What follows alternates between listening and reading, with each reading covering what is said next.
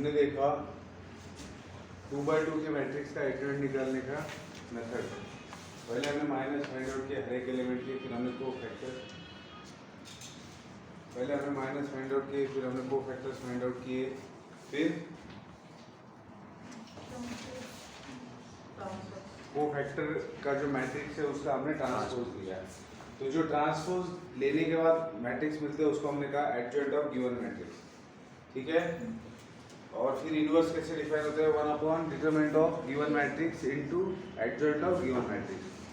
तो 2x2 के matrix को तो हमने देखा, अब बात करेंगे 3x3 के मैट्रिक्स की। तो अगर हमारे पास कोई 3x3 का मैट्रिक्स दिया है, ए मैट्रिक्स है, एलिमेंट से a11 a12 a13 a21 a22 a23 a31 a32 a33। तो ये मैट्रिक्स है जिसको हमने ऐसे डिनोट किया है और हमें क्या करना है, इसका एडजॉइंट निकालना है। तो मेथड सेम है, सबसे पहले क्या करना है, सारे एलिमेंट्स के माइनर्स निकालना है। तो a11 एलिमेंट का माइनर निकालने के लिए क्या करना है, तो उसको सबसे पहले डिनोट करेंगे m11 से। फिर a11 जिस रो में आता है उस रो को कैंसिल करना है, जिस कॉलम में आता है उस कॉलम को कैंसिल करना है, ठीक है। a11 जिस रो में आता है वो रो कैंसिल हो गया, a11 जिस कॉलम में आता है वो कॉलम कैंसिल हो गया। तो बचा क्या, ये 2x2 का ये 2x2 वाला बचा है ना, 4 आंकड़े बचे, तो इनका लेना है डिटरमिनेंट। जैसे है वैसे लिखिए, जैसे है वैसे ही लिखिए। तो इसका जो भी वैल्यू आएगा that will be the m11। आइए समझ में, याद रखना डिटरमिनेंट निकालते समय हम लोग a11 से इसको मल्टीप्लाई करते हैं, हमें मल्टीप्लाई नहीं करना। हम क्या कर रहे हैं, मैं a11 का माइनर निकाल रहा हूँ, तो a11 समेत उस कॉलम और रो को कट कर रहा हूँ जिसके अंदर a11 आता है। तो मैंने a11 का माइनर निकालने के लिए a11 वाला पूरा रो काट दिया और पूरा कॉलम काट दिया, तो जो बचा उसका जो डिटरमिनेंट का वैल्यू होगा वो रहेगा मेरा m11। आ रही बात समझ में? अब मुझे आप बताइए, अगर मुझे a12 का माइनर निकालना है तो मैं कैसे निकालूंगा, m12। अब a12 कौन से रो में आ रहा है, पहले रो में, और कौन से कॉलम में आ रहा है, सेकंड कॉलम में। तो ये पूरा रो कट गया और पूरा कॉलम कट गया, तो जो बचा उसको जिस पोजीशन पर है वैसे लिखूंगा। जैसे a21, उसके बाद रो में a23, फिर ये कैंसिल है, ये कैंसिल है, a31 एंड a3।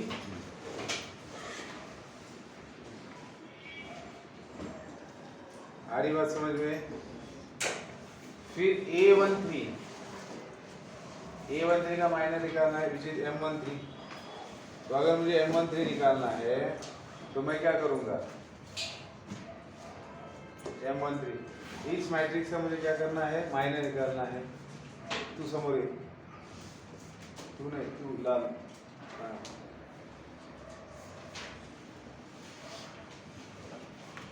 प्रत्येक येणार त्यांच्याकडे बघायचे, मग असं म्हणलं तर लक्षात नाही राहणार। समोर समोर पहिले विचार, आणि रोज इथंच बसायचं, त्या मित्रासोबत नाही बसायचं हो।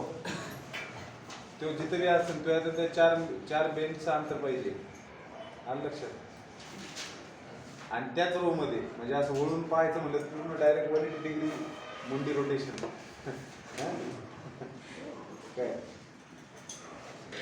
या दुश्मनांसोबत बसा म्हणजे अभ्यास करताना, दुश्मन बनलेत का नाही बनवा, आणि मग त्यांच्यासोबत बसा, कळते का। मित्रांसोबत बसताना नुकसान करून घेतात स्वतः। चला, a13 चा माइनर काढायचा आहे, m13 लिहिलं, a13च्या कॉलम मध्ये तो कॉलम कट, रो कट, काय उरलं रे, a21 a22 a31 a32, मान्य आहे। आणि याची जी व्हॅल्यू येईल ते तुमचं माइनर असणार आहे। 2x2 च्या डिटरमिनेंटला सॉल्व्ह करता येतं। मग झालं, पहिल्या रो मधल्या 3 एलिमेंटचा माइनर काढला, आता दुसऱ्या रो मधल्या 3 एलिमेंटचा माइनर काढूया। कसा काढणार, a21 चा माइनर, पहिले ते a21 चा माइनर कशाने डिनोट करणार आहे, m21 ला। आणि a21 चा माइनर करने क्या करना, a21 जिस रो में आता है वो रो कैंसिल करेंगे, a21 जिस कॉलम में आता है वो कॉलम कैंसिल करेंगे, फिर जो बचा उसको एज इट इज लिखेंगे। a21 का माइनर निकालना है तो a21 जिस रो में आ रहा है वो रो कैंसिल कर रहा हूँ, a21 जिस कॉलम में आ रहा है वो कैंसिल कर रहा हूँ, तो बचा क्या, 1 2 3 है 4, तो उनको एज इट इज लिखूंगा डिटरमिनेंट के अंदर। तो a12 a13 A32 and A33 हो गया। अब मुझे किसका निकालना है, A22 का माइनर निकालना है। तो A22 का माइनर क्या होता है, M22। A22 का माइनर क्या होता है, M22। तो A22 जिस रो में आ रहा है वो रो कैंसल, जिस कॉलम में आ रहा है वो कॉलम कैंसल। तो लिखेंगे किसको, इसको, इसको, इसको एंड इसको डिटरमिनेंट के अंदर। तो क्या आ गया, A11, A13, A31, A33 मान्य।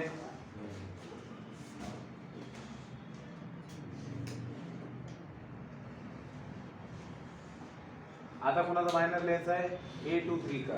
तो A23 का माइनर डिनोट किया जाएगा M23 से। फिर A23 जिस रो में आ रहा है वो रो कैंसिल हो गया, वो कॉलम कैंसिल हो गया। तो बचा क्या, ये इनको लिखेंगे A11, A12, A31, A32।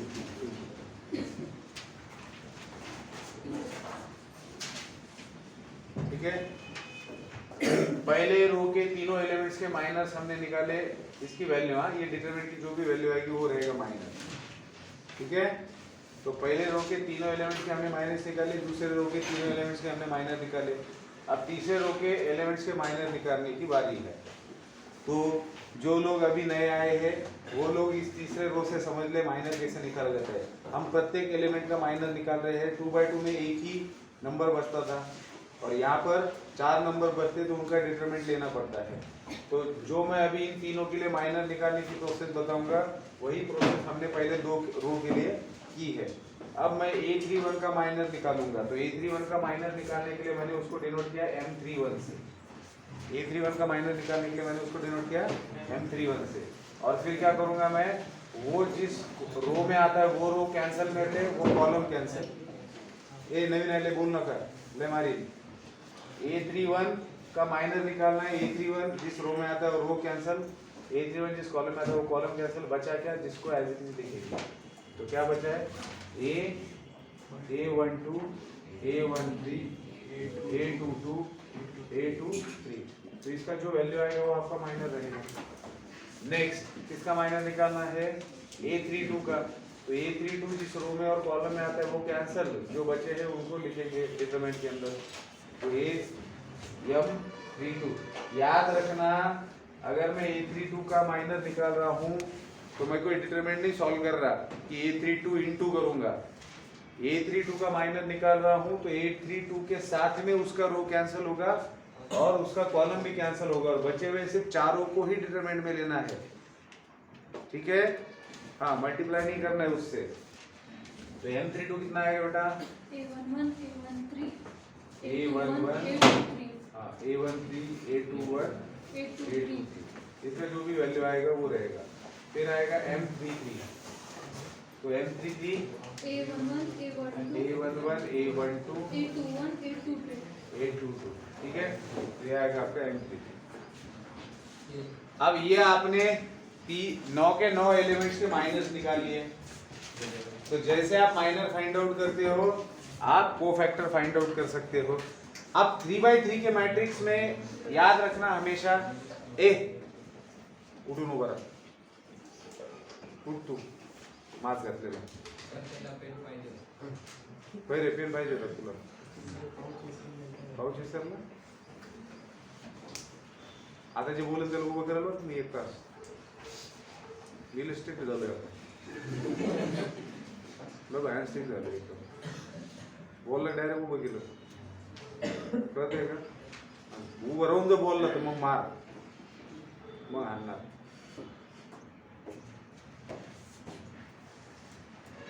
आणि त्याच्या बाजूच्यांना बी आणणार, कळतंय का? कारण ती एकटंच बोलणार नाही, येडं थोडी एकटं बोलणार।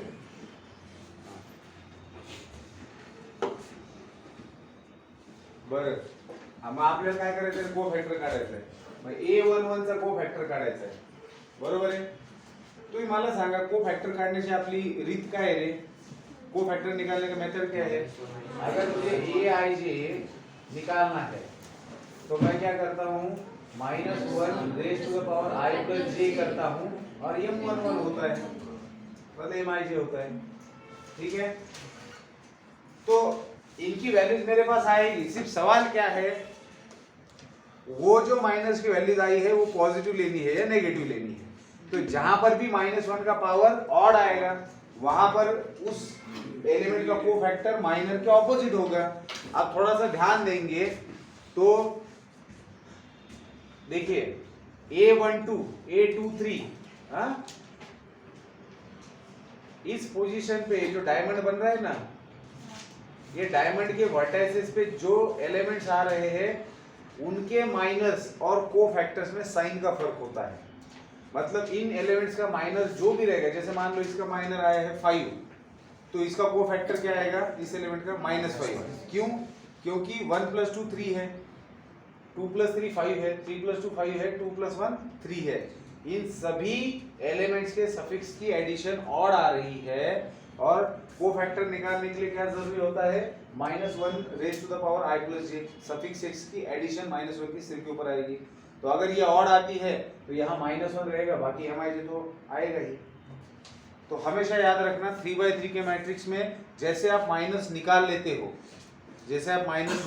हो तो कोफैक्टर के लिए क्या करना है, इन 1 2 3 4 5 एलिमेंट का जो माइनर है वही कोफैक्टर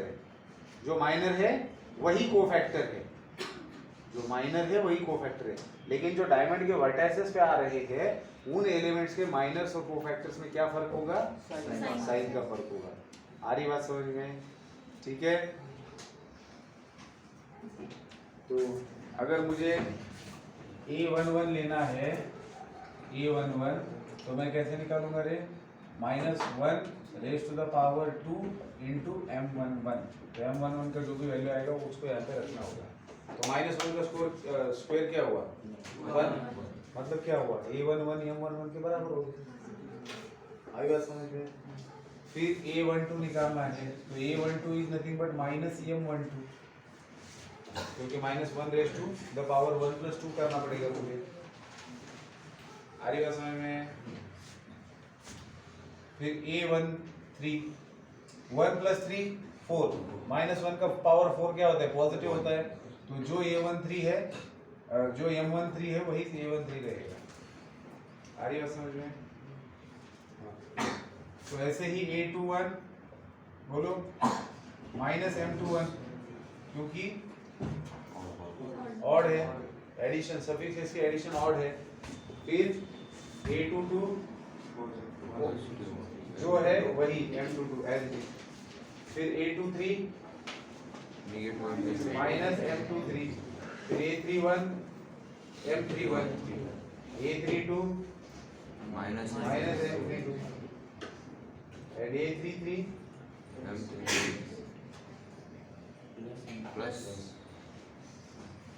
ठीक है। तो 3/3 के तो आता झालं तू काय बोलतोय मंदार ए उगाच हो नका म्हणे जर आता आलेले, don't do formality with me, there is no need of formality. Formality करके जीवन को जीना नहीं चाहिए, कम से कम मेरे साथ 1 घंटे के लिए, 1 घंटा 15 मिनट के लिए चल जाना। हाँ करना है, जो करना है करो, जान दो। ये मैट्रिक्स है आपको क्या करना है, हर एलिमेंट्स का माइनस निकालने का मेथड मैंने बताया है, कोफैक्टर निकालने का। अब जैसे कोफैक्टर निकल गया तो आगे का आपको पता है, उसका ट्रांसपोज लिया जाएगा तो एडजेंट मिल जाएगा, एडजेंट मिल गया इनवर्स लिख पाएंगे। आई बात समझ में? चलो लिखो अभी इसको 3/3 के मैट्रिक्स का लिखो, फिर हम लोग एक्सरसाइज सॉल्व करते हैं। आप लोगों को एडजेंट मेथड समझ में आ गई? मुंह से बोलो, समझ में आ गई? सबको आ गई ना? हाँ तो एडजेंट, हाँ नहीं यही सबसे पहले लिख रहे हैं। देखो शुरुआत यहाँ से होती है कि आपको एक मैट्रिक्स दिया गया है और हर एलिमेंट का माइनर आपको निकालना है। तो A11 का माइनर हमने यहाँ पर निकाला, हाँ भैया A11 का माइनर निकाला, फिर A12 का माइनर निकाला, फिर ये निकाला, फिर ये फिर ये फिर ये। ठीक है, अब कैसे निकाले ये मत पूछना, बाद में रिकॉर्डिंग देख लेना, पहले तो मैं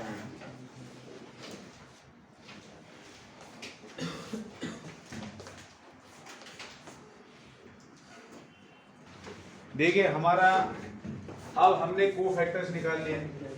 ठीक है, प्रत्येक एलिमेंट का कोफैक्टर निकाला हमने। तो मैट्रिक्स ऑफ कोफैक्टर कैसे लिखा जाएगा? मैट्रिक्स ऑफ कोफैक्टर कैसे लिखा जाएगा? A11 कहीं बोल तो A13 A21 A22 A23 A31 A32 A33। आता हे जे मी लिहिले ह्याच्या जागेवर काहीतरी नंबर्स येतील। A11 म्हणजे काय? ह्या स्मॉल A11 चा हा कोफैक्टर है। तो आपने जैसे सारे कोफैक्टर्स फाइंड आउट किए तो जिस एलिमेंट का जो कोफैक्टर है उसको उसकी जगह पे लिख दिया। तो ये बन गया आपका matrix of cofactors of given elements. अब आपको अगर एडजॉइंट निकालना है किसका? इस गिवन मैट्रिक्स का। तो एडजॉइंट ऑफ ए कैसे निकालते हैं हम लोग? Adjoint of A is nothing but जो कोफैक्टर का मैट्रिक्स है उसका ट्रांसपोज लिया जाता है। मैं ऐसे लिखता हूं, एडजॉइंट ऑफ ए इज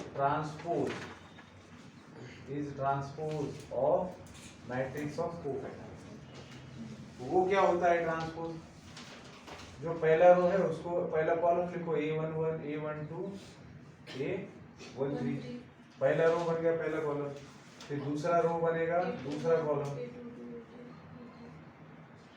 और तीसरा रो बन जाएगा तीसरा कॉलम।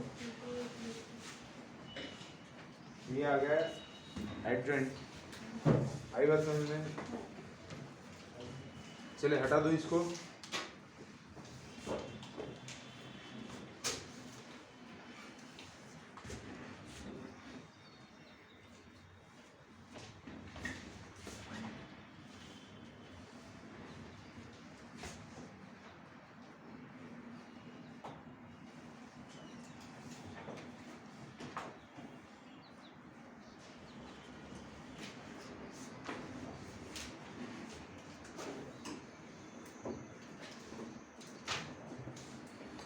जर घड्याळ याच्यावर चमकलं तर ते घड्याळ जप्त करीन, असे मला घड्याळ नाहीये। लक्ष देते का? त्याच्यामुळे ज्यांच्याकडे सूर्यप्रकाश येतो त्यांनी सावध राहा। घड्याळ डायरेक्ट घेऊन टाकेन मी, मग ती लेडीज असो जेंट्स असो मला टाइम पाहायला होऊन जाईल। आता काही नाही आलं लक्षात? हा बघा एक्सरसाइज 2.2। हा काय शिकलो मेन आपण? दिलेल्या मॅट्रिक्सचा inverse by adjoint matrix A inverse is equal to 1 upon determinant of A into adjoint of A। हा मेन फॉर्म्युला आहे बघा इन्व्हर्स काढायचा। आणि याच्यामध्ये डिटरमिनंट ऑफ A आपल्याला काढता येतं, फक्त ऍडजॉइंट A कसा काढायचा ते आपण पाहिलं। काय प्रोसेस होती ऍडजॉइंट ऑफ A काढण्याची? प्रत्येक एलिमेंटचे मायनस काढायचे, त्याच्यानंतर प्रत्येक एलिमेंटचे कोफॅक्टर काढायचे आणि मॅट्रिक्स ऑफ कोफॅक्टरचा ट्रान्सपोज घ्यायचा। राहील लक्षात? हा चला पुढे। आता पहा एक्सरसाइज 2.2 एक्सरसाइज मधला पहिला प्रश्न काय म्हणतो बघा। त्यांचं म्हणणे find the cofactors of the element of the following matrices. असा सेपरेट प्रश्न पण विचारतात। कोफॅक्टर्स काढायचे कुणाचे? Elements of the matrices. त्यातला पहिला मॅट्रिक्स दिलेला आहे 2/2 चा मॅट्रिक्स। समजा त्याला नाव नाही, आपण नाव देऊ लेट AB इक्वल्स टू काय मॅट्रिक्स दिलेला आहे? -1 2 -3 4। बरोबर आहे। आता तुम्हाला काय करायचंय? काय विचारले? Find the cofactors of the elements of the matrices. आपको इस मैट्रिक्स के अंदर जितने एलिमेंट्स हैं उनके कोफैक्टर्स निकालने हैं। अब हमने क्या लिखा था? कोफैक्टर मतलब क्या होता है? सबसे पहले तो माइनर निकालने होते हैं। माइनर निकालते ना, तो इस एलिमेंट का माइनर M11 क्या होगा? 4।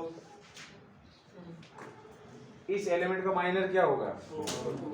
-1 का माइनर निकालना है, तो वो जिस रो में आया जिस कॉलम में आया उसको हटा दिया, जो बचा वो हो गया उसका माइनर। 2/2 में कल देखा था ना हमने। फिर M12 मतलब फर्स्ट और सेकंड रो, इसका माइनस लिखना है। कॉलम कैंसिल, रो कैंसिल, क्या बचा? फिर ये क्या हो गया? M21 second row first column, ये कैंसिल हो गया, क्या आया?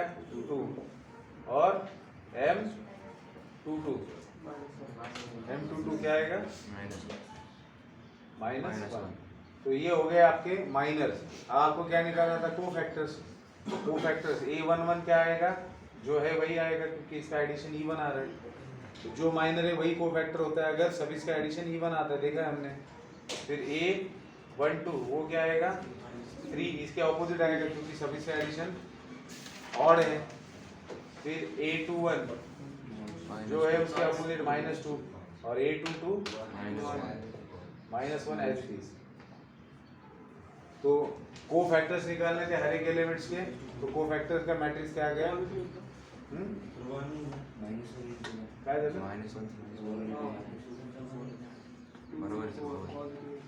बरोबर है ना? देयरफॉर उन्होंने कोफैक्टर्स निकालने के लिए बोला था, हम लोग मैट्रिक्स ऑफ कोफैक्टर भी लिख देते हैं। मैट्रिक्स ऑफ कोफैक्टर्स इज, पहले एलिमेंट का कोफैक्टर क्या आया 4, दूसरे क्या आया 3, तीसरे क्या आया -2, चौथे क्या आया -2। ठीक है? अब ये हो गया 2/2 का कोफैक्टर। अब हम निकालते हैं इसी के अंदर का second question. Let A B equals to 3/3 का 3/3 मैट्रिक्स का कोफैक्टर 1 - 1 2, 1 - 1 2, -2 3 5, फिर -2 0 -1। ठीक है रे?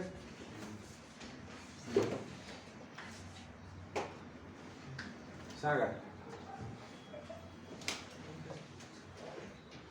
M11, सबसे पहले M11 लिखना है। तो M11 मतलब क्या?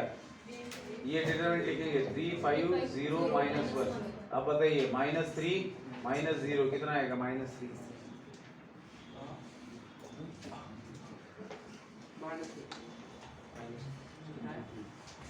इस एलिमेंट का मुझे माइनर निकालना था, तो इसका माइनर कैसे निकाला जाता है? रो कैंसिल हो गई, कॉलम कैंसिल होगा, जो बचा उसका डिटरमिनेंट लिया। 3 5 0 -1 डिटरमिनेंट कैसे निकाला जाता है? -3। 3 इंटू -1 क्या होता है? -3। इन दोनों का मल्टीप्लिकेशन होगा -3। 0 इंटू 5 क्या होगा? 0। तो -3 - 0 क्या होता है? -3 होता है कि नहीं? फिर M12 मतलब फर्स्ट और सेकंड कॉलम। तो फर्स्ट और सेकंड कॉलम इसका माइनर निकालना है, तो डिटरमिनेंट किसका लेना पड़ेगा? -2 5 -2 5 -2 -1 कितना आएगा ये? -2 इंटू -1 2 माइनस 5 इंटू -2 -10, तो कितना आएगा? 12।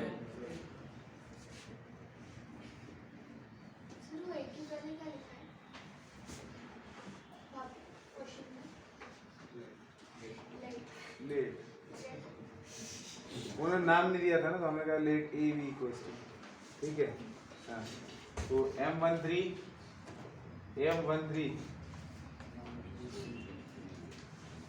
माइनस ले करते हैं तुमसे इंग्लिश और कर्स भी नहीं आती आप लोगों को। हाँ, -2 इंटू 0 क्या आता है बेटा? 0 माइनस 3 इंटू -2 -6, तो टोटल क्या हो गया? +6 हो गया। ठीक है? अब पहले रो का निपटारा हमने कर दिया, अब जाते हैं दूसरे रो की तरफ।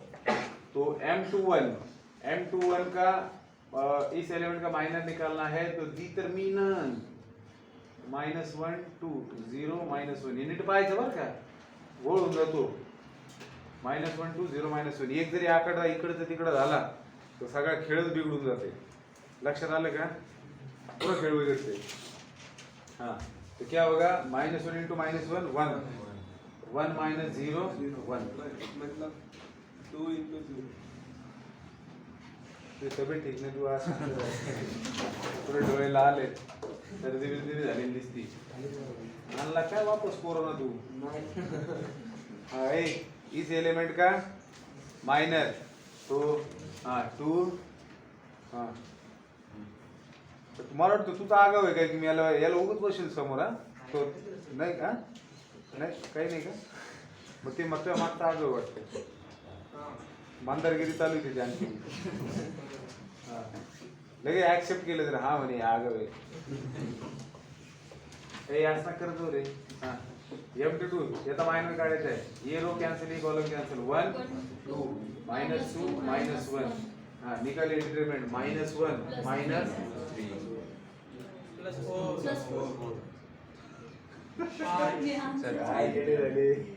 काही बोलायले +4 -4 आता दम धरा ना, कोण डायरेक्ट आंसर सांगेले काय? चलिए यार, सिग्नल लगने वाला है, अभी चलेगा कि नहीं पता नहीं, कितने साल पुराना है। M23 अरे वाह, चल गया। M23 फिकट लाल ही झालं आहे ना, फिकट लाल आहे. जर करून घ्या ऍडजस्ट, काय करता यानंतर आपण ब्ल्यू बनवणार. M23 कुठे गेलं M23? 1 minus 1. हाँ M23 होगा बेटा 1 minus 1 minus 2 Minus 2 0.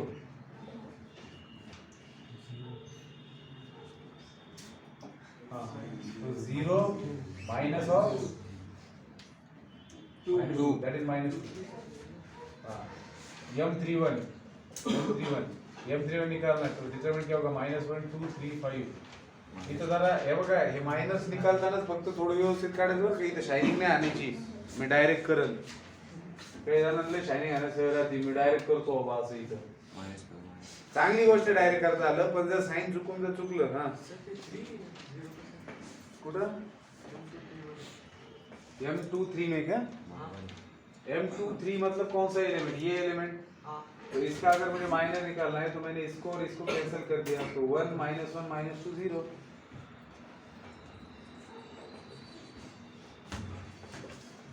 M31 हाँ चलो -5 -6 that is minus 11. M32 मतलब ये क्या होगा रे? 1 2 minus 1. Third row second column 1 2 minus 2 5. 5 minus of -4 that is 9. 9. Last M33 1 minus 1 minus 2 3. 3. So 3 minus 2 that is 1.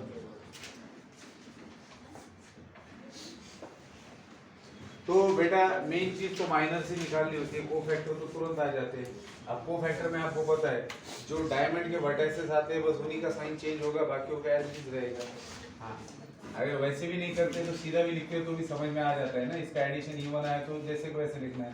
तो M11 क्या होगा? -3. A12 क्या होगा? -12. इसका साइन चेंज हो जाएगा. A13 क्या हो जाएगा? एज इट इज रहेगा, दैट इज 6. फिर A21 क्या आएगा? हाँ A21 आएगा -1. A22 3 as it is. A23 +2 आएगा. A31 -11. -11 that is as it is. A32 -9. -9. A33 +1. बताइए क्या दिक्कत है इसमें? हो गए सारे कोफैक्टर निकल गए. कल का बस इनको एक मैट्रिक्स में लिखिए, उसका ट्रांसपोज लीजिए. आ गया एडजॉइंट आ गया, हो गया. इनवर्स निकालने का काम पूरा. डिटरमिनेंट से डिवाइड कर दिया, खत्म. हाँ लिखो दोनों भी. अब देखो एक मिनट. पहला क्वेश्चन था find the cofactors of the elements of the matrix. अब दूसरे क्वेश्चन में क्या बोला है? हाँ सब लोग सुनिए. Find the matrix of cofactors for the following matrices. दो, एक 2x2 का मैट्रिक्स है, एक 3x3 का, और मैट्रिक्स ऑफ कोफैक्टर लिखने के लिए बोला है. मतलब पहले और इस क्वेश्चन में फर्क है क्या? फर्क कुछ नहीं, उल्टा. काय का उल्टा? नीट ऐकलंच नाही. शांत बी बसणं झालं बरं कधी मध्ये खूपच बोलेल काही. मला एक सांगा, हमें सिर्फ यहाँ पर कोफैक्टर्स निकालने बोला था, मैट्रिक्स ऑफ कोफैक्टर लिखने के लिए बोला था क्या? ये अपन ने एडवांस में कर दिया, ये ज्यादा का कर दिया. समझ में आ रही बात? इसका सवाल ही नहीं था, ये पूछा ही नहीं था हमें आंसर के अंदर, फिर भी हमने लिखा ऐसे. हमें सिर्फ यहाँ तक ही पूछा था इसके ऊपर. फिर हमने क्या बहुत बड़ी बात की क्या? नहीं. जिस एलिमेंट के कोफैक्टर्स निकाले उस एलिमेंट की जगह कोफैक्टर्स को लिख दिया, तो मैट्रिक्स ऑफ कोफैक्टर आपको मिल गया. तो सेकंड क्वेश्चन में कोफैक्टर्स निकालने के लिए बोल रहे हैं. बस जिस एलिमेंट के जो कोफैक्टर आए उसको, उस एलिमेंट्स को उस जगह पे रखिए कोफैक्टर्स को, और मैट्रिक्स ऑफ कोफैक्टर ऑब्टेन हो जाएगा. मतलब पहले क्वेश्चन में यहाँ तक सॉल्व करना था, दूसरे क्वेश्चन में ये करना है. रहेगी बात समझ में? तो दूसरा क्वेश्चन में स्किप कर रहा हूँ, ठीक है? हाँ सेम तरीके का है. अब आगे बढ़ते हैं हम लोग तीसरे क्वेश्चन की तरफ. Find the adjoints of the following matrices. ये जो क्वेश्चन है इसमें भी वही करना है. क्या करना है? सिर्फ ट्रांसपोज लेना है. एडजॉइंट देखो सेकंड क्वेश्चन, जैसे हमने यहाँ पर क्या किया, मैट्रिक्स ऑफ कोफैक्टर लिख दिया. अब मैट्रिक्स ऑफ कोफैक्टर लिख दिया तो इसका एडजॉइंट कैसे है? आपको अगर एडजॉइंट निकालना है तो पहले आपको मैट्रिक्स ऑफ कोफैक्टर निकालना पड़ेगा। तो ये मैट्रिक्स ऑफ कोफैक्टर निकाला है तो adjoint of given matrix that is a is nothing but what transpose of this that is 4 3 आएगा पहला कॉलम -2 -1 आएगा दूसरा आएगा एडजॉइंट। तो क्वेश्चन नंबर 3 में एडजॉइंट निकालना है मतलब यहाँ तक सॉल्व करने के बाद उस जो आया हुआ मैट्रिक्स उसका ट्रांसपोज लेना है, खत्म होगी बात। आएगा ये हाँ करके देखना है ठीक है। हाँ तो क्वेश्चन नंबर 3 करके देखेंगे आप लोग। हम लोग करेंगे अब इसके बाद क्वेश्चन नंबर 4 क्योंकि बहुत इंपॉर्टेंट प्रॉपर्टी है, इसके ऊपर बहुत सारे क्वेश्चन पूछते हैं ऑब्जेक्टिव में ठीक है। हाँ लिखेंगे इसको। चला पुढे जाऊया। क्वेश्चन नंबर 4 मध्ये है ना एक अत्यंत अशी महत्त्वाची प्रॉपर्टी दिली है। क्वेश्चन नंबर 4 के अंदर एक अत्यंत ऐसी महत्वपूर्ण प्रॉपर्टी दी है। उस क्यों मैं ऐसा कह रहा हूँ देखिए मैं आपको लिखता हूँ आपके सामने फिर आपको समझ में आएगा।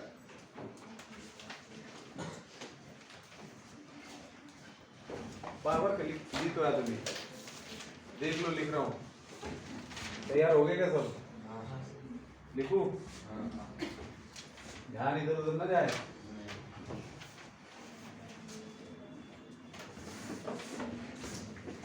हाँ ये देखो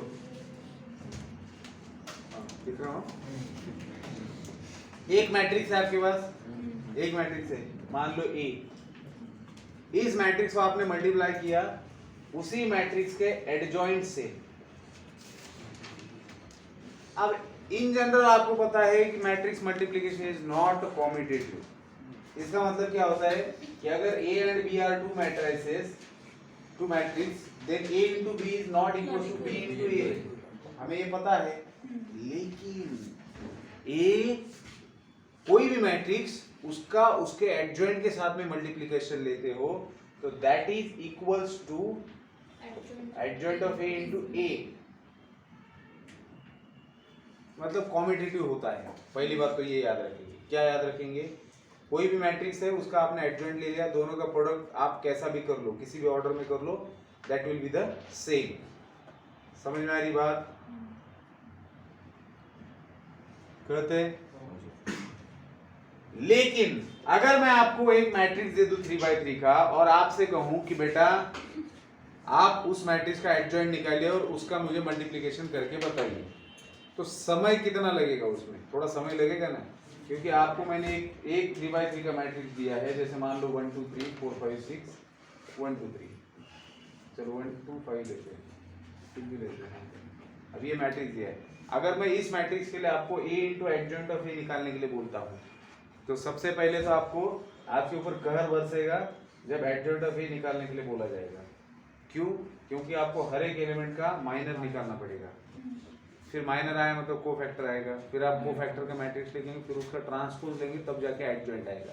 और फिर जब एडजॉइंट आएगा तो उसको आप लिखेंगे यहाँ पर और फिर इन दोनों का मल्टीप्लिकेशन करेंगे। तो मल्टीप्लिकेशन में पहला एलिमेंट आएगा this this this into this pulse, this into this pulse, this into this. फिर दूसरा एलिमेंट कैसे आएगा? This this this into this, this into this pulse, this into this. बोलले मोटा राड आहे की नाही? नुसतं रिंगण आहे, बरोबर आहे। तो क्या करना है,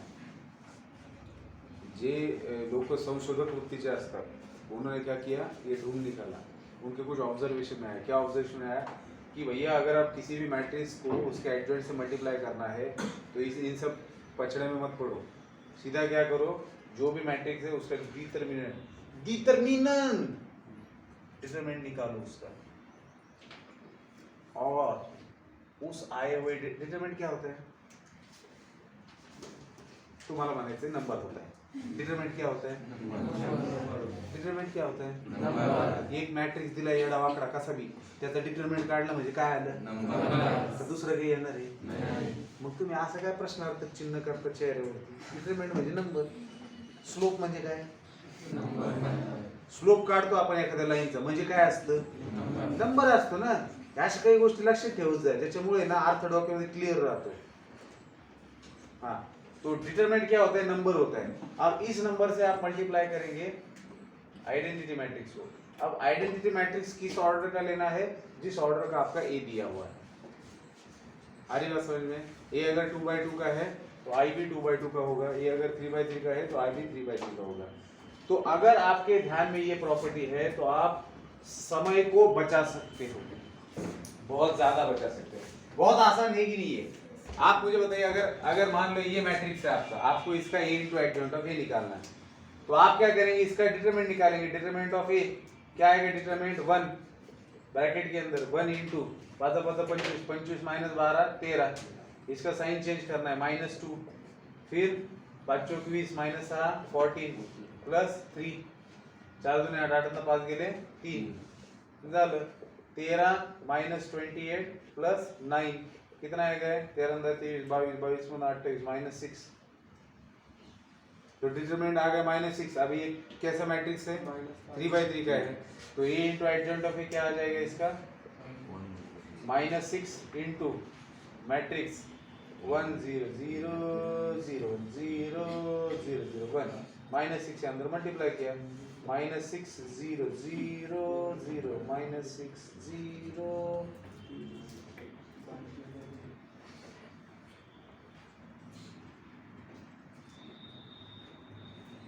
इससे एक और नतीजे पे हम पहुंचते हैं कि a कोई भी मैट्रिक्स और उसके एडजॉइंट का मल्टीप्लिकेशन हमेशा क्या होता है? स्केलर मैट्रिक्स होता है। डायगोनल भी बोल सकते हो, लेकिन डायगोनल में भी तीनों एलिमेंट सेम आ रहे तो बोल सकते हो स्केलर मैट्रिक्स होता है। a इंटू एडजॉइंट ऑफ ए, कोई भी मैट्रिक्स दिया है उसको उसके एडजॉइंट के साथ मल्टीप्लाई कर रहे हो, तो प्रॉपर्टी क्या कहती है कि उस मैट्रिक्स का डिटरमिनेंट निकालिए और उसको आइडेंटिटी मैट्रिक्स से मल्टीप्लाई कर दीजिए। तो अगर आइडेंटिटी मैट्रिक्स से अगर किसी नंबर को मल्टीप्लाई कर रहे हो तो सीधी सी बात है कि डायगोनल मैट्रिक्स है वो, और एक ही नंबर मल्टीप्लाई हो रहा है तो स्केलर मैट्रिक्स बोलेंगे उसको। आ रही बात समझ में? तो a इंटू एडजॉइंट ऑफ ए का जो नतीजा होता है दैट नतीजा इज स्केलर मैट्रिक्स। पहली बात स्केलर मैट्रिक्स होगा, और दूसरी बात कि वो निकालना कैसे, वो फॉर्मूला याद रखिए।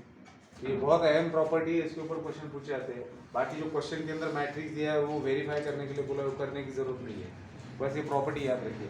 क्वेश्चन के अंदर क्या बोला है आपको कि इफ ए देन वेरीफाई कीजिए प्रॉपर्टी सच है क्या? तो सच है, मैं बता रहा हूँ सच है। तो बोर्ड के अंदर इतना लंबा चौड़ा क्वेश्चन नहीं पूछा था, इससे अच्छे अच्छे क्वेश्चन पूछने के लिए उनके पास मतलब वो है, क्या बोलते हैं उसको, स्कोप है ना। तो ये क्यों पूछेंगे?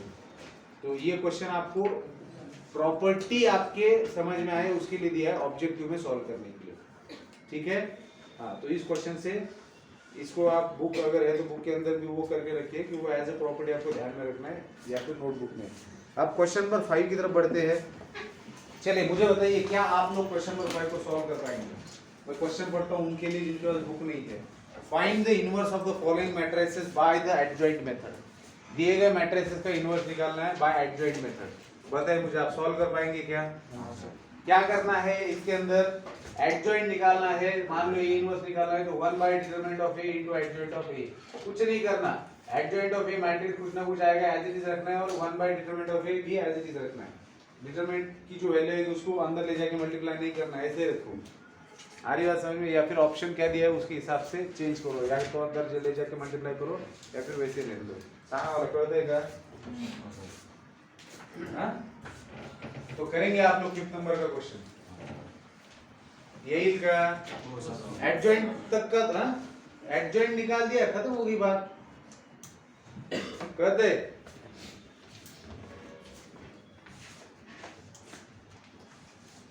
अब क्वेश्चन नंबर 6 देखिए। हाँ, क्वेश्चन नंबर 6 देखिए। क्वेश्चन नंबर 6 में बोला find the inverses of the following matrices. क्या फर्क है क्वेश्चन नंबर 5 और 6 में? पहले मुझे एडजॉइंट मेथड निकालना। पहले के अंदर पहला मतलब 5th क्वेश्चन के अंदर कंपल्सन है कि आपको दिए गए मैट्रिक्स का इनवर्स निकालना है, लेकिन कंपल्सरी एडजॉइंट मेथड ही यूज करना है। और जो आपका 6th क्वेश्चन है उसमें उन्होंने सिर्फ कहा है कि कुछ मैट्रिक्स दिए हैं उनके इनवर्सेस निकालिए as per your choice, convenience, जो आपको सही आता है, जो आपको अच्छा लगता है। आप रो ट्रांसफॉर्मेशन का इस्तेमाल करके भी निकाल सकते हो, आप कॉलम ट्रांसफॉर्मेशन का इस्तेमाल करके निकाल सकते हो, आप एडजॉइंट मेथड यूज करके निकाल सकते हो। आ रही बात समझ में? हाँ, ठीक है। चलिए अब इसके बाद मिसलेनियस एक्सरसाइज है 2A, जिसके अंदर के एक एक करके क्वेश्चन पढ़ेंगे। आपको मुझे बताना है ये आप कर पाएंगे या नहीं कर पाएंगे, ठीक है? क्योंकि कुछ क्वेश्चंस में लैंग्वेज किस तरीके की यूज़ की है, तो एक्चुअल में हमें क्या निकालना है। बहुत बार ऐसा होता है हमें पता होता है वो कैसे निकाला जाए, लेकिन पता नहीं होता है, इसी को ये कहते हैं। तो एक्सरसाइज मिसलेनियस एक्सरसाइज 2A की तरफ देखेंगे। पहला क्वेश्चन पढ़ रहा हूँ मैं, text book pages 52 to 54। If A दिया हुआ एक मैट्रिक्स दिया है और कहा गया है reduce it to I3 by using column transformation. एक 3/3 का मैट्रिक्स दिया है और कहा गया है कि reduce it to I3, reduce it to I3, और क्या करना है बाय यूजिंग कॉलम ट्रांसफॉर्मेशन का यूज करके दिए गए मैट्रिक्स को I3 में कन्वर्ट करना है। कौन बता सकता है हमें क्या पूछा है यहाँ पर?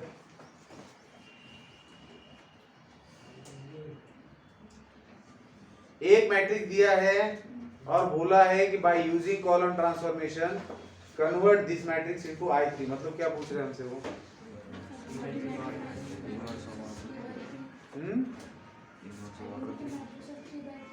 करेक्ट, हमें उसे कन्वर्ट करना है आइडेंटिटी मैट्रिक्स में।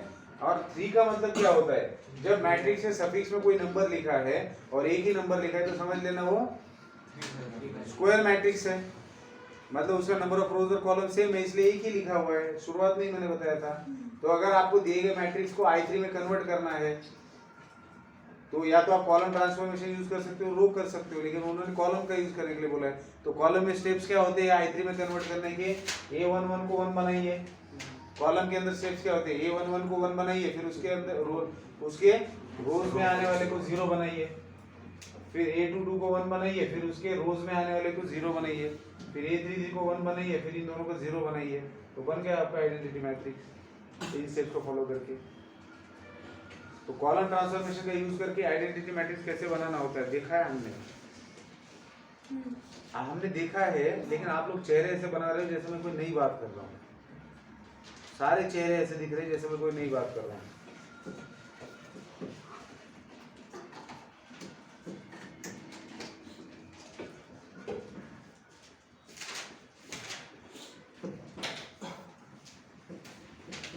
मी पण असंच बघत राहतो तुमच्याकडे, तुम्ही बघा मी बघतो.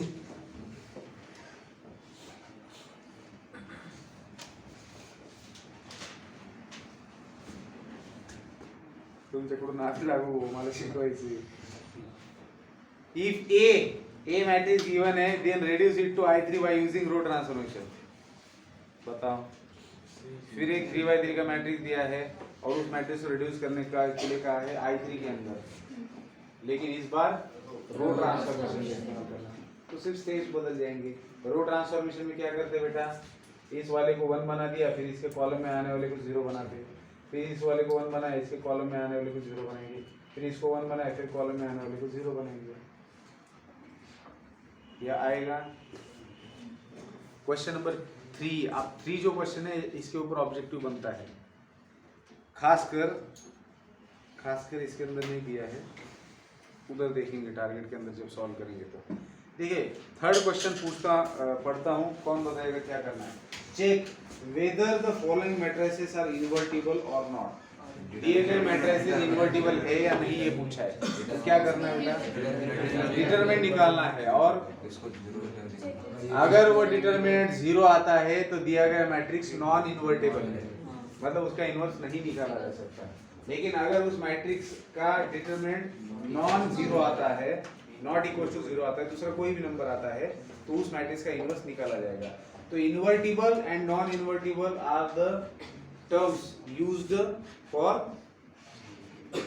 आप इन्वर्टिबल और नॉन इन्वर्टिबल, ये जो दो टर्म्स है ये इसलिए यूज की जाती है कि कोई मैट्रिक्स इन्वर्टिबल है ऐसा हम तब कहते हैं जब उस मैट्रिक्स का इन्वर्स निकाला जा सकता है। और मैट्रिक्स का इन्वर्स निकाला जा सकता है कि नहीं ये कौन तय करता है? उस मैट्रिक्स का डिटरमिनेंट तय करता है। अगर दिए गए मैट्रिक्स का डिटरमिनेंट नॉट इक्वल टू 0 आता है तो उस मैट्रिक्स का डिटरमिनेंट मैट्रिक्स का इन्वर्स निकाला जा सकता है। तो मैट्रिक्स नॉन इन्वर्टेबल है कब कह सकते हैं? When determinant is 0। देखो यहाँ पर क्लियर कट आ रहा है ना कि आप डिटरमिनेंट ऑफ ए से डिवाइड कर रहे हो जब मैट्रिक्स का इन्वर्स निकाल रहे हो। तो जिस नंबर से डिवाइड करते हो वो कभी 0 हो सकता है क्या? तो अगर डिटरमिनेंट ऑफ ए 0 आता है तो उसका इनवर्स कैसे एग्जिस्ट करेगा? तो ए इनवर्स के डेफिनेशन में, एडजॉइंट के डेफिनेशन में क्लियर कट लिखा है कि you are dividing by determinant of A, तो वो 0 नहीं होना चाहिए। अगर 0 होता है तो इनवर्स एग्जिस्ट नहीं करेगा।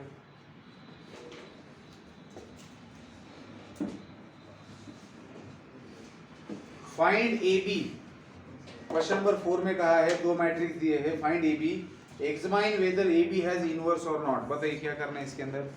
ए बी निकालने के बाद इनवर्स एग्जिस्ट होता है कि नहीं ये कैसे पता चलेगा? उसका डिटरमिनेंट, अगर 0 आ गया तो नहीं करेगा, अगर 0 नहीं आता है तो करेगा।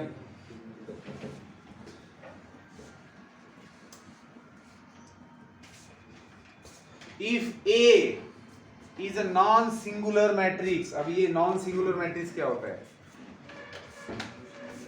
सिंगुलर मैट्रिक्स मतलब ऐसा मैट्रिक्स जिसका डिटरमिनेंट 0 आता है, नॉन सिंगुलर मैट्रिक्स मतलब ऐसा मैट्रिक्स जिसका डिटरमिनेंट 0 नहीं आता है। बताया था टाइप्स के अंदर, सिंगुलर मैट्रिक्स मतलब ऐसा मैट्रिक्स जिसका डिटरमिनेंट 0 आता है, नॉन सिंगुलर मैट्रिक्स मतलब ऐसा मैट्रिक्स जिसका डिटरमिनेंट 0 नहीं आता है। तो क्या बोला गया है? ए नहीं, तो आपको क्या दिया गया है? ए मैट्रिक्स है जो नॉन सिंगुलर है, इसका मतलब क्या हुआ कि उसका अगर डिटरमिनेंट निकालेंगे तो इट विल नॉट बी 0। देखिए बेटा, ए मैट्रिक्स है x 0 0 0 y 0 0 0 z, तो A is a non singular matrix, मतलब determinant of A is not equals to 0. Then find A inverse by using elementary row transformation. We have to find A inverse by using row transformation. ठीक है, hence find the inverse of, hence जब hence जोड़ा जाता है ना, board की बात कर रहा हूँ मैं, hence find the inverse of 2 0 0 0 1 0 0 0 minus 1। Hence का मतलब क्या है? ऊपर जो मैट्रिक्स दिया है वो डायगोनल मैट्रिक्स है और ये भी डायगोनल मैट्रिक्स है। आप रो ट्रांसफॉर्मेशन का इस्तेमाल करके इस मैट्रिक्स का इन्वर्स निकालिए और इसमें जो इन्वर्स आया है उसको समझिए और उसको समझकर बिना यहाँ कुछ अप्लाई किए सीधा इन्वर्स निकालिए। हेंस का ये मतलब होता है, find A inverse by row transformation and hence. अगर हेंस नहीं यूज करते और बोलते find the inverse of A by row transformation and find the inverse of this matrix, तो जरूरी नहीं था, आप इसको भी रो ट्रांसफॉर्मेशन लगा देते, लेकिन वो किसी चीज की तरफ आपका ध्यान आकर्षित करना चाह रहे, वो आपको बता रहे हैं कि अगर आपके पास डायगोनल मैट्रिक्स है तो उसका अगर आप इनवर्स निकालते हो तो उसका इनवर्स क्या आता है, और अगर उसका इनवर्स कुछ ऐसे आता है तो हर तरीके के डायगोनल मैट्रिक्स का इनवर्स वैसे ही आएगा। तो इसलिए शुरुआत में उन्होंने जनरलाइज्ड मैट्रिक्स दिया है, वहां पर कोई एलिमेंट लिया है क्या? जनरलाइज दिया, ताकि आप एक रूल बना सको कि डायगोनल मैट्रिक्स का भैया इनवर्स कैसे आता है, और उन्होंने आपको ये सजेस्ट भी किया कि रो ट्रांसफॉर्मेशन इस्तेमाल करो, आसान होगा। अब अगर मुझे रो ट्रांसफॉर्मेशन से इसका इनवर्स निकालना है तो मेरे पास मेथड क्या है? A into A inverse is equal to, मैं I कहूंगा कि नहीं? क्योंकि रो ट्रांसफॉर्मेशन का इस्तेमाल करके, रो ट्रांसफॉर्मेशन का इस्तेमाल करके अगर हमें मैट्रिक्स का इनवर्स निकालना होता है तो इक्वेशन कौन सा इस्तेमाल करते हैं हम लोग? आप बताएंगे बेटा, आप बताएंगे।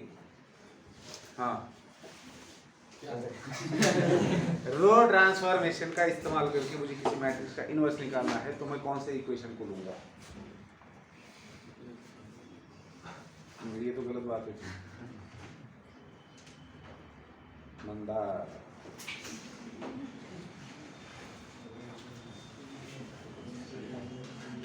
यश, आयुष सांग। A into A inverse. तू सांग भैया। कॉलम ट्रांसफॉर्मेशन का इस्तेमाल करके अगर हमें मैट्रिक्स का इन्वर्स निकालना है तो कौन सा इक्वेशन लिया जाता है? आप ही चश्मा, हाँ मास्क वाले भाई साहब दो है, उनमें से आगे वाले भाई साहब, अगर मुझे किसी मैट्रिक्स का इन्वर्स निकालना बाय यूजिंग कॉलम ट्रांसफॉर्मेशन, मैं तो कौन सा इक्वेशन इस्तेमाल करूंगा?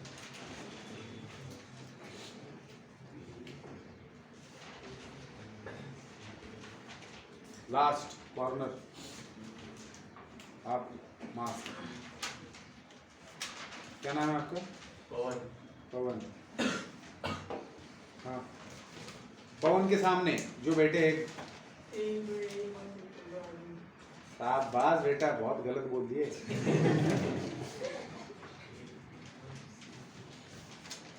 तुम ही बताइए। ते डबल सांगे एकदा, जे त्याने सांगितले ते डबल सांगा।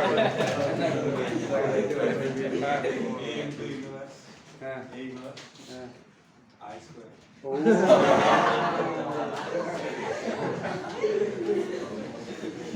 नहीं आई जी आई जी। हाँ भैया, अगर मुझे किसी मैट्रिक्स का इन्वर्स निकालना बाय यूजिंग कॉलमन ट्रांसफॉर्मेशन तो बताइए क्या इक्वेशन लेते हैं हम लोग?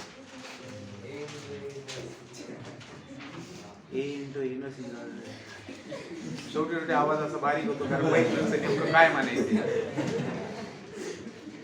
मुलींनी तोपर्यंत पाहून घेतलं वा आपल्याला विचारीन गडबड होऊन जाईल.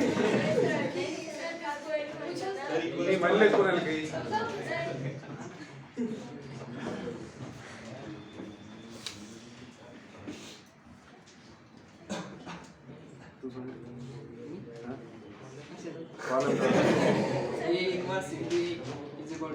बरोबर.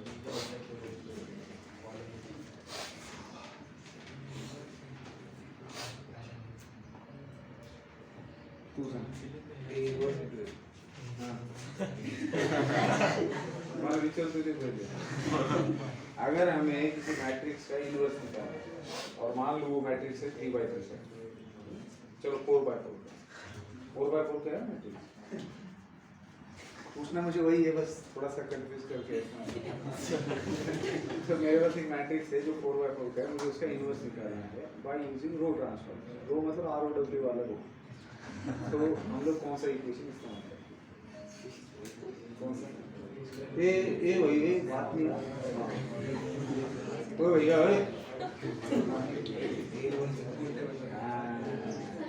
आगे होगी नहीं गलती. हाँ बेटा तू आप बता. यस साथी. ए आइडेंटिटी मैट्रिक्स.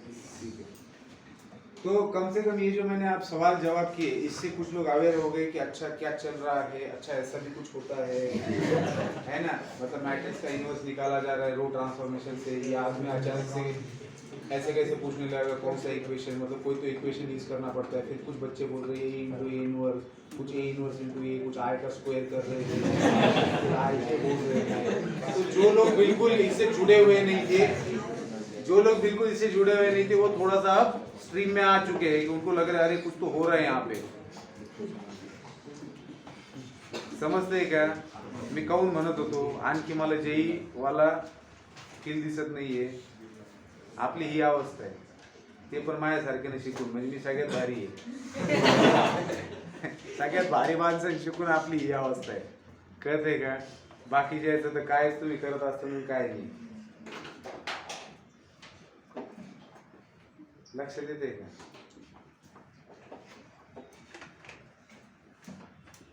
आणि असंच चालू राहिलं तर मला प्रयास सोडता येणार नाही बरं. मग तुमची बॅच बी कंप्लीट करून जावं लागेल मला. कारण तुम्ही 4 महिन्याने आहेत माझ्या ठाकीवर पुन्हा सर CET करणार म्हणून. दरवर्षी असंच होतं. पहिले वर्ष संपत आले त्याला कळतं बाबा पूर्ण वर्ष असंच गेलं बाबा, पुढंच काही हातात. मग हे असंच आहे स्क्वेअर आहे जे असं एक टॉपिक एका चॅप्टर मध्ये एक टॉपिक आहे इनवर्स. असे पुढे लय कुठं नाहीत पुन्हा. कॅल्क्युलस मध्ये वेगवेगळे वेक्टर 3D मध्ये 3D मध्ये डायरेक्ट विमान डोक्यावर उडतील. प्लेन मधल्या लाईनचा आपल्याला लक्षात राहत नाही, 3D मधल्या लाईनची इक्वेशन्स आणि त्यांचे राडे पुन्हा डायरेक्शन रेशोज कोसाइन्स वगैरे वगैरे. तुमचं मला कधी कधी आश्चर्य वाटतं रे, तुम्हाला साध्या साध्या गोष्टी मॅथ मध्ये लक्षात राहत नाही, तुम्हाला फिजिक्स सारखे विषय कसं काय कळत असेल काय माहिती बघ. ज्याच्यामध्ये इमॅजिनेशन असतं, ज्याच्यामध्ये समजून घ्यायचं पार्ट लय असतो. विचार करावा लागतो का फिजिक्स मध्ये. मॅथ्स मध्ये तरी ठीक आहे, हा इनवर्स काढायचा अशा लास करायचं, त्याचे डोकं लावायचं काम आहे का? फिजिक्स मध्ये डोकं लावावं लागतं ना. एकदा कळलं की मग विषय संपला. मॅथ्स मध्ये कळून बी आठवू शकतात, कारण क्वेश्चन बनवणाऱ्यानं काय त्याच्यामध्ये डोकं लावलेले ते जोपर्यंत पकडत नाही तुम्ही तोपर्यंत आवड असतं मॅथ्सचं सोल्युशन काढणं. त्याच्यामुळे कोणी किती हुशार असलं तरी त्याला मॅथ मध्ये अडकवता येते नवीन प्रॉब्लेम तयार करून, कारण तो जोपर्यंत त्या दिशेने विचार करत नाही तोपर्यंत काही होत नाही. पण फिजिक्स मध्ये तसं नसतं, म्हणजे असतं ऍडव्हान्स लेवलच्या क्वेश्चन मध्ये, पण एकदा समजलं तर त्याच्याच इर्द गिर्द असतं, लय जास्त डोकं नसतं. म्हणजे असं अभ्यास कर थोडंसं, असं ना करू बरं का. मी असं गणित धरून चाललो की तुम्हाला सगळं माहिती आहे बाबा, आणि तुम्ही इथं स्ट्रगल करताय की इक्वेशन कोणचं घ्यायचंय. याचा अर्थ एक तर तुम्ही करत नसेल घरी गेला अभ्यास. कळतंय का? नुसतं येऊन फायदा होणार नाही तुमचं. मी हे लेक्चर घेतोय याचा अर्थ माझ्या डोक्यामध्ये हे आहे की तुमचं रेग्युलर लेक्चर जे आलोक सरांचं आहे त्याचा अभ्यास तुम्ही करतायत आणि याचा पण अभ्यास करतायत. बाकीचं तर करतायत फिजिक्स आणि केमिस्ट्री जे चालू आहे.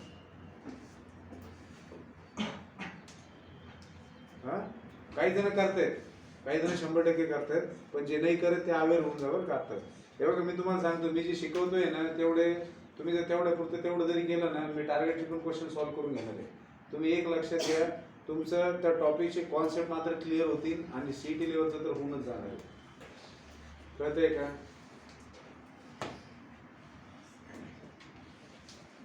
हाँ, तर काय होता आपल्याला, हाँ अब बात करते इसके ऊपर. तो एक और नया हमें रूल यहाँ पर मिल रहा है, मला 8:45 वाजता सांगायचं बरं का. तो एक और रूल हमें यहाँ पर मिल रहा है क्या, कि कोई भी ऐसा जनरल मैट्रिक्स दिया है तो उसका इनवर्स निकालने का फिक्स रूल नहीं होता. रूल मतलब कोई ट्रिक नहीं होती. जैसे 2/2 की हमने देखी एडजॉइंट निकालने की ट्रिक, लेकिन 3/3 के लिए ऐसा है क्या, 3/3 में किसके लिए है, अगर वो डायगोनल मैट्रिक्स है. अब क्या होता है देखो, हमें रो ट्रांसफॉर्मेशन से इसका इनवर्स निकालना है, तो A × A inverse equal to I. अब A क्या दिया हुआ है आपका 3/3 है, x 0 0 0 y 0 0 0 z into A inverse is equal to identity क्या लेंगे 3/3 का लेंगे 1 0 0 0 1 0 0 0 1. अब बेटा आपको पता है कि आप इसको कन्वर्ट करते हो आइडेंटिटी में और बाय यूजिंग रो ट्रांसफॉर्मेशन करना है. तो सबसे पहले इसको 1 बनाएंगे और फिर इसके कॉलम में आने वाले को 0 बनाएंगे, फिर इसको 1 बनाएंगे, इसके कॉलम में आने वाले को 0 बनाएंगे, फिर इसको 1 बनाएंगे, इसके कॉलम में आने वाले को 0 बनाएंगे. तो सबसे पहले इसको 1 बनाने के लिए क्या तरीका है, x से डिवाइड करो किसको, रो 1 को. तो 1/x r1 changes to 1/x r1. ठीक है. फिर ये करने के बाद आप नेक्स्ट स्टेप में क्या करते हो, उसके कॉलम वाले को 0 बनाते हो, लेकिन वो 0 ही रहने वाला है. तो इन शॉर्ट अगर मैं डायरेक्टली लिख दूं तो r1 चेंज होगा 1/x r1, r2 चेंज करेंगे 1/x r2 and r3 change करेंगे 1/x नहीं y 1/z r3. मतलब बस यही एक चीज कर जाएंगे तो ये अपने आप आइडेंटिटी में कन्वर्ट होगा. तो आपके पास आ जाएगा 1 0 A इनवर्स. और जो चेंज यहाँ पे किया उसको यहाँ पे भी करना पड़ेगा. पहले रो को x से डिवाइड किया, दूसरे रो को y से डिवाइड किया और तीसरे रो को तो ये बन गया I. तो I into A inverse is equal to this matrix. तो A इनवर्स क्या आ गया, E1 मैट्रिक्स. तो इसका मतलब क्या हुआ बेटा कि अगर डायगोनल मैट्रिक्स दिया है और उसका इनवर्स निकालना है तो जो डायगोनल एलिमेंट है उसका बस रेसिप्रोकल लेना है, या फिर कह सकते हो मल्टीप्लिकेटिव इनवर्स. नहीं, सिर्फ रेसिप्रोकल लेना है. मल्टीप्लिकेटिव इनवर्स रेसिप्रोकल मतलब उल्टा कर देना है. तो x है तो ये 1/x हो जाएगा 1/. तो अगर हमें ये नतीजा समझ में आया है तो हम सीधा इसका इनवर्स बता सकते हैं. तो क्या आएगा इसका इनवर्स 1/2 0 0 0 1/1 मतलब 1. 0 0 0 माइनस हो गया इसका इनवर्स। तो ये याद रहेगा आपको, अगर ये ऐसा दिया है then A inverse is 1 by x 0 0 0 1 by y 0 0 0 1 by z रहेगा याद ये एज अ रूल। आगे देखते हैं टाइम क्या हुआ 43 है। तो चलो ठीक है, तो कल मिलते हैं फिर।